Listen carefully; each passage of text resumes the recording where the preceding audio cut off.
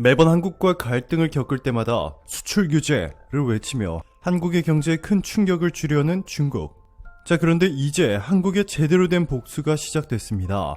지금까지는 중국이 사드 보복을 핑계로 중국 내에서 한국산 제품 불매 운동을 펼치는가 하면 중국에 있는 한국 마트들을 중국 당국이 갑자기 소방 점검을 이유로 문을 닫게 하는 비열한 방법들을 총동원했습니다. 이뿐만이 아니라 중국에 들어오는 한국산 제품들에 대한 통관 기준을 예고도 없이 대폭 높이는 바람에 한국은 1년 만에 21조 원이 넘는 피해를 입었습니다. 여기에 최근 요소수에 이어 한국이 중국에 99% 의존하고 있는 염화칼슘까지 수출 규제를 할 수 있다며 한국에 위협을 가하고 있는 중국. 이것이 과연 이웃 국가인지 주적인지 의심이 가게 만들 정도로 황당한 외교 정책을 펼치고 있습니다. 자, 그런데 지금의 한국은 10년 전 중국에 끌려다니며 말로만 깊은 유감을 표한다, 강하게 항의하겠다 라고 외치며 아무런 조치도 취할 수 없었던 한국이 아닙니다. 지금의 대한민국은 우리가 상상했던 것보다 너무나 강력했습니다. 국내 한 언론사의 보도에 따르면 이틀 전 청와대가 주요국의 대중국 의존도를 비공개로 파악한 사실이 알려졌습니다. 현재 한국이 중국에 의존하고 있는 품목들을 철저히 조사하는 동시에 미국과 유럽 등 주요국들은 이러한 문제를 어떻게 관리하고 있는지 비교 분석한 것입니다. 이번 조사가 극비로 이루어지고 있는 것은 중국과의 외교 관계가 급격하게 악화되기 전에 미리 대책을 세워놓겠다는 청와대의 강한 의지로 해석할 수 있는데요. 1차장 산하 안보국방전략비서관실이 주도한 보고서에는 각국이 외교 경제 분야에서 중국과 어느 정도로 밀접하게 연관되어 있는지 분석한 내용이 담긴 것으로 알려졌습니다. 또 각국 정부가 대중정책을 어떤 방향으로 수립했고 이런 과정이 우리 정부에 무엇을 시사하는지도 포함된 것으로 전해졌습니다. 현재 2차 전지 산업의 핵심 원재료인 수산화 리튬, 수산화 코발트, 황산 코발트의 대중 수입 의존도는 80%에 달합니다. 보고서에는 각국이 이러한 핵심 원료의 수입 경로를 어떻게 다변화했는지에 대한 분석도 담겼다고 합니다. 청와대는 국가안보와 이익을 해치고 정책 결정 업무에 영향을 미칠 수 있다며 해당 보고서 내용을 공개하지 않았습니다. 중국을 자극할 수 있다는 우려 때문인데요. 특히 요소수 등 산업 분야를 담당하는 정책실이 아닌 외교를 전담하는 안보실이 연구를 주도한 것은 무역과 경제뿐만 아니라 외교적 측면에서 한국 정부가 앞으로 중국을 대하는 태도에 엄청난 변화가 있으리라는 것을 암시하고 있습니다. 자, 그런데 이렇게 한국이 중국의 보복을 두려워하지 않고 강력한 대책을 추진 중임에도 중국이 아무런 대응도 하지 못하는 데는 이유가 있었습니다. 미국이 G7에서 일본을 빼버리고 한국을 넣을 수도 있다는 폭탄 발표가 나온 데 이어 미국과 대만, 일본으로 구축됐던 반도체 동맹을 미국, 대만, 한국으로 바꿀 수 있다는 충격적인 소식까지 전해졌기 때문입니다. 최근 미국 정부는 시스템 반도체 회사 매그나칩을 인수하려던 중국계 사모펀드를 제재하며 결국 매각을 무산시켰습니다.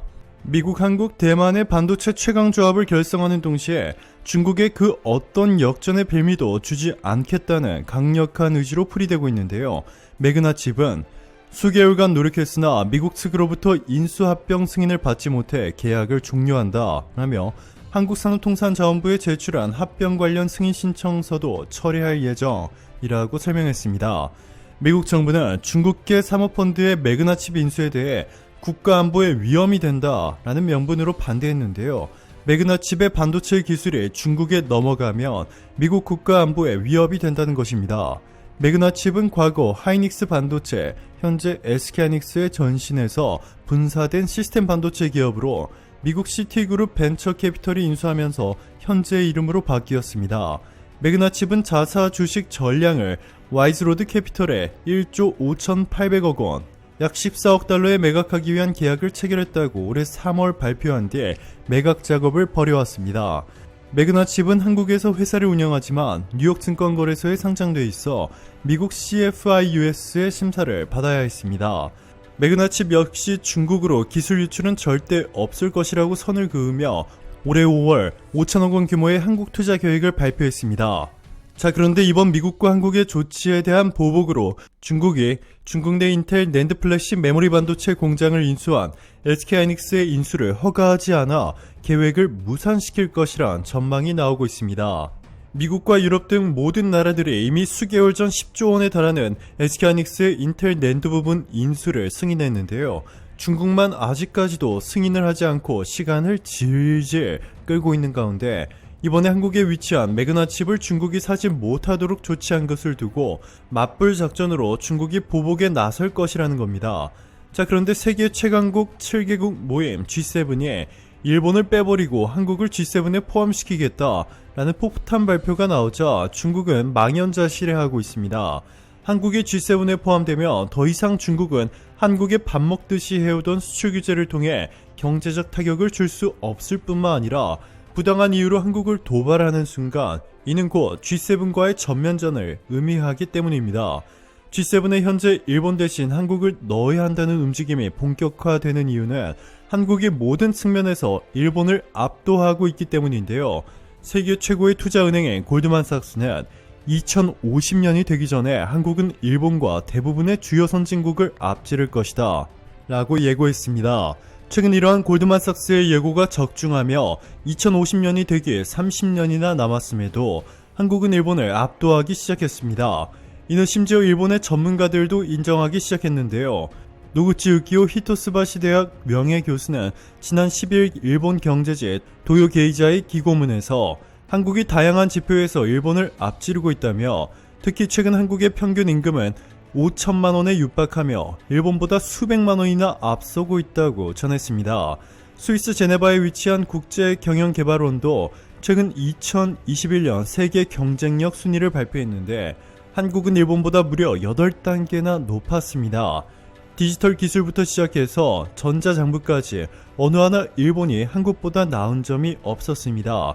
게다가 최근 미국에서 이슈가 되고 있는 한국의 핵무기 보유가 현실이 되어가고 있습니다. 14일 미국 외교 전문지 Foreign Affairs에 따르면 서방의 외교 안보 전문가들을 대상으로 조사한 결과 앞으로 10년간 핵무기를 보유한 나라의 수는 늘어날 것이고 가장 유력한 후보 중 하나가 바로 한국이라고 말하고 있습니다. 케이틀린 텔머지 조지타운대 교수는 가장 유력한 후보는 한국과 대만인데 대만은 중국의 압박 때문에 쉽지 않을 것이다. 하지만 한국은 가능하다 라고 전했고 프란체스카 지오바니니 하버드대 교수와 조지 페르코비치 카네기 국제평화재단 부이사장도 한국이 앞으로 10년 내 핵보유국이 될 것이라고 전했습니다. 이렇게 되면 앞으로 중국은 한국을 더더욱 건드리지 못하게 될 전망인데요. 청와대가 최근 극비로 진행한 중국 의존도 낮추기 프로젝트가 성공하며 이제는 반대로 중국이 한국의 수출 규제를 두려워해야 하는 상황이 만들어집니다. 현재 중국이 가장 많은 절대 규모를 수입해오는 나라가 바로 한국입니다. 미국이나 독일, 일본보다 압도적으로 많은 양을 한국으로부터 수입하고 있는데요. 대부분이 반도체와 반도체 장비입니다. 그동안 중국도 반도체 자립을 위해 정부 차원에서 수백조 원을 들여 반도체 회사를 키워왔지만 한국산에 비해 퀄리티가 압도적으로 낮다 보니 저가형 스마트폰이나 저가형 가전기기에만 사용할 수 있지 프리미엄 제품에는 무조건 한국산을 사용하고 있습니다. 한국을 따라잡겠다고 중국이 출범한 중국 반도체 굵기의 상징이었던 칭화 유니그룹도 한국산보다 가격은 높은데 질은 낮은 반도체만 생산하다가 얼마 전 파산했죠. 한국이 역으로 수출 규제를 통해 중국의 반도체를 주지 않으면 중국의 샤오미와 오포, 비보 등도 화웨이처럼 한순간에 몰락할 수 있습니다. 오늘도 감사합니다. 최고로 멋진 하루 보내시길 바랄게요.